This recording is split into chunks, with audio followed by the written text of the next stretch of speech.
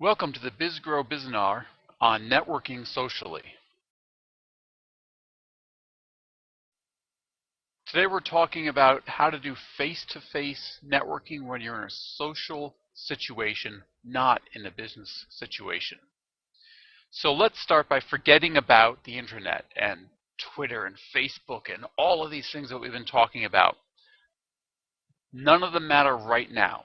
We're talking about you in a social situation, face-to-face, with a friend, a new acquaintance, somebody that you don't know from a business perspective. So all of the electronic and all the internet is out the window for this Bizinar. Let's also forget about scheduling lunches and coffees and meetings and networking groups. That's not what we're talking about today. Today we're thinking and talking about your personal life, the fun activities you participate in, what you do on the weekends and evenings, the parties you go to, and sports. That's the frame that we're in today. As with every networking event, whether it's business or whether it's social, there are rules for the road. Number one rule, always be professional. I know you're in a social situation and you're having fun and you're with people you know and you like and you trust and they're your friends, but you have to maintain your professional demeanor. Don't use this opportunity to vent about your business or your customers or your vendors or your competitors. That's unprofessional. Because remember, you're thinking about these people in terms of one day being a customer. So they're not going to be your customer if they think that you are unprofessional. It's important that you remain excited about your business. We all want to do business with people that are passionate and enthusiastic about their business. Being in a social setting is no reason to break that rule. It's a simple rule of life that you should be practicing active listening. For example, to show the person who's speaking that you're listening to them, use eye contact and nod in pace with the timing of their speech. Don't look away when they're talking to you. It gives the impression that you're getting bored or you're distracted. Face them front on.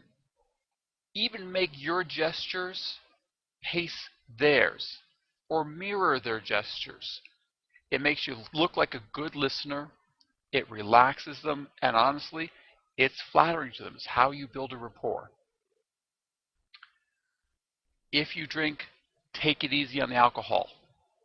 Do you want to do business with somebody that slurs, falls over the ottoman as they're walking out the door, does a Dick Van Dyke tripping up the step? You don't.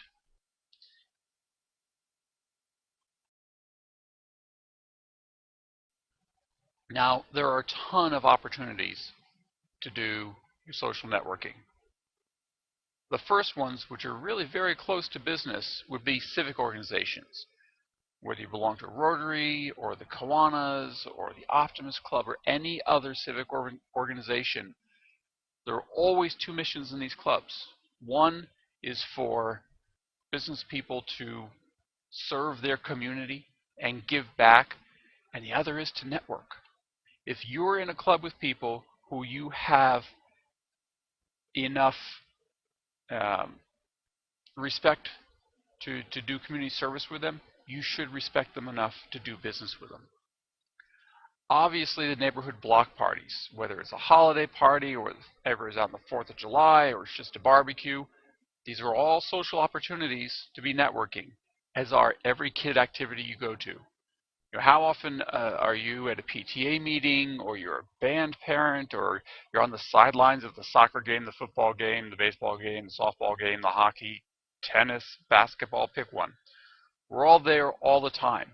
These are great opportunities, especially when parents are standing around watching the kids and truthfully, they're starting to get bored a little bit or they're starting to look around themselves. Great time to strike up a conversation. Obviously, any religious events you're participating in, even working out at the gym. You have to be a little careful, but that's a great place to network as well. If you're running on the treadmill next to somebody else, strike up a conversation. What else are you going to do?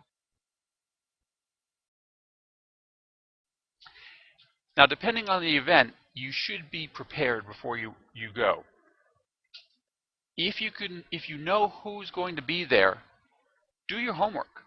Look them up on the internet. Find out what they enjoy doing. Find out if they belong to any civic organizations, or if they're a big supporter of the Boy Scouts, or if they're into some sort of sports, or they coach, whatever it is. If you want to strike up a conversation with them, have something to talk to them about before you get there. You could always go with the standard icebreakers as well. You could ask them about their hobbies and what they do. You could offer a genuine compliment like, you did a fantastic job with that presentation today, or wow, those are really cool shoes, where did you get those? Don't sound sappy. I mean, they've got to be sincere, but they work. If you're at a big social event, obvious topic is whatever's happening right there. Oh, can you believe that kid from the other team? He was terrible. Or he was great. He kicked our butt. Talk about the food or the drink. One that's going to lead you down the road you always want to go is, hey, how's work? If you know somebody well enough, you can ask him that. Now, when you're talking in a social situation about your business, a lot of the rules we discuss in BizGrow still apply, especially the 75-second rule. If you speak for more than 75 seconds, you've lost them. You're dominating the conversation. Their mind is wandering.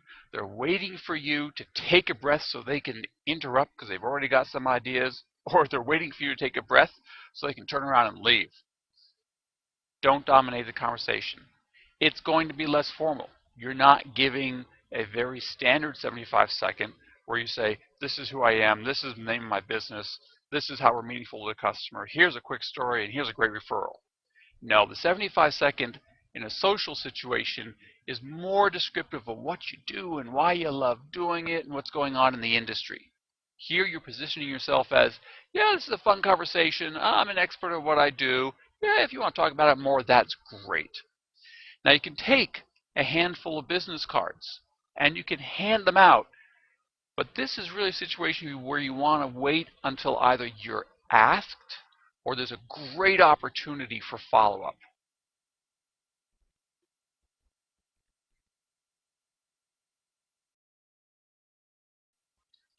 Now,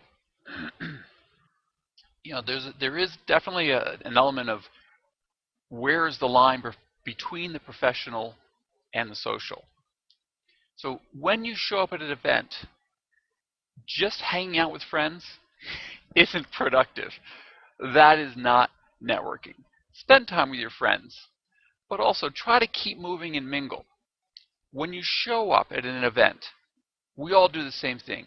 You stand at the entrance and you look around for somebody you know because you want to go over and instantly have a connection, be part of a group, feel like you're invited and you're welcome, and that is almost the worst thing you can do.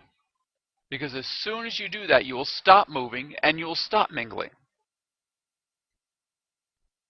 Smile and be approachable. Being approachable means using body language that shows you're open. Don't have your back to the whole crowd. When people walk by, smile at them and say, hi. Throw out a comment about the event. See if you can get them to stop in their tracks. Your objective is to get to know as many people as possible at this event, especially those you didn't know before. Those you barely know, get to know them a little bit better. But move around. Keep moving. If you're really serious about networking socially, keep yourself moving. When the event is over and you're getting ready to leave, don't just walk out the door.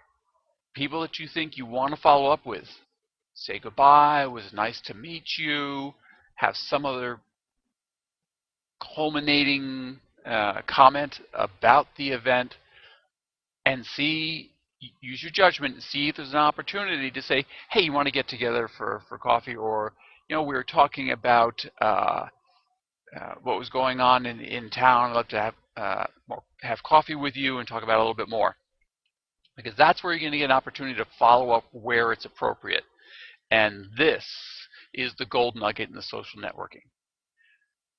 This is much harder to identify in a social setting than it is in a business setting, because in business, you all know you're there to network. Socially, you're not.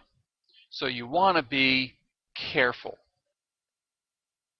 in where you're asking for follow-up. But never hesitate to ask somebody else for their business card, because that may prompt them to ask for yours. Let's think about a couple things here. How many times a week do you have an opportunity to network socially?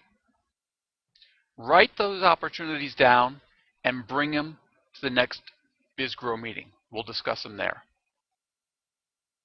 And now a tough one. Is your comfort level with social networking higher or lower than with business networking? I'll tell you right off the bat, most people say, I hate to network socially. I think it's rude. I think it's intrusive. That's fine. But be prepared to talk about it at your next meeting, because somebody in your BizGrow group may give you the solution to ease your mind and help you network socially. I hope you've gotten some valuable information out of this presentation, and I hope that when you sit down at your next BizGrow meeting, you learn 2 or 3 new things that you can take out immediately to start networking socially.